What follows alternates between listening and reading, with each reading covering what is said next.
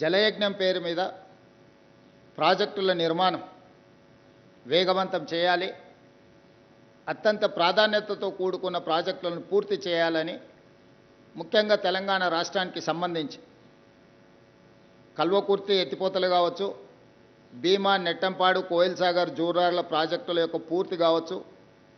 RDS project యొక్క ప్రక్షాళన కావచ్చు, రాజీవ్ సాగర్ ఇందిరా సాగర్ కావచ్చు, ఈనాటికి అసంపూర్తిగా ఉన్న ఎస్ఎల్బిసి టన్నెల్ కావచ్చు, ఈరోజు పేరు మార్చి ఊరు మార్చి అంచనాలు మార్చి 1,00,000 కోట్ల రూపాయలు కొల్లగొట్టిన కాళేశ్వరం ఆనాడు ప్రాణహిత చెహెళ్ల పేరు మీద తుమ్మిడిహెట్టి దగ్గర ఆదిలాబాద్లో మొదలై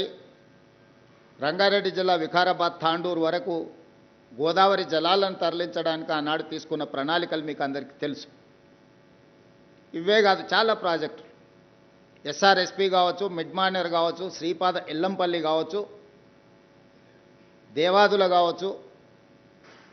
ఇలాంటి చాలా ప్రాజెక్టులని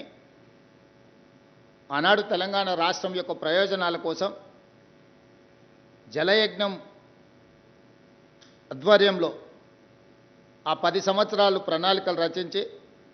చాలా ప్రాజెక్టులను వేగవంతంగా పూర్తి చేయడానికి ప్రయత్నం చేసింది.